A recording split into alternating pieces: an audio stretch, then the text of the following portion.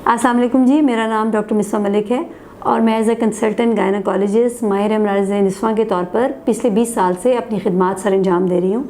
और अभी recently corona के दिनों में ऑनलाइन कंसल्टेशन जिस पे या ऑडियो कॉल या वीडियो कॉल पे भी मैंने बहुत से मरीज़ों को ट्रीट किया है। जैसा कि आपको पता है, कोरोना में मरीज़ों का घर से निकलना और हमारा भी हर एक से इंटरेक्शन करना काफ़ी मुश्किल था और अभी भी हम केयरफुल हैं। तो इस दौरान में इस फैसिलिटी ने बहुत हेल्प आउट किया है मरीज़ों को।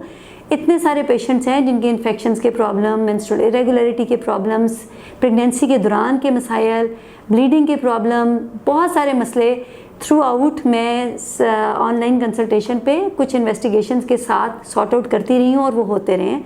जहाँ लगा कि ये मसला यहाँ पर सॉर्ट आउट नहीं होता, वहाँ पर मरीज़ को फिर हम बुला भी लेते हैं। इसलिए मैं ये चाहूँगी कि इस फैसिलिटी को कंटिन्यू किया जाए और आप इसका भरपूर फ़ायदा उठाएं और ऑनलाइन वीडियो या ऑडियो कॉल के ज़रिए अपने गायनोकोलॉजिस्ट से रुजू कीजिए ताकि आपके मसाइल घर बैठे हल हो सकें।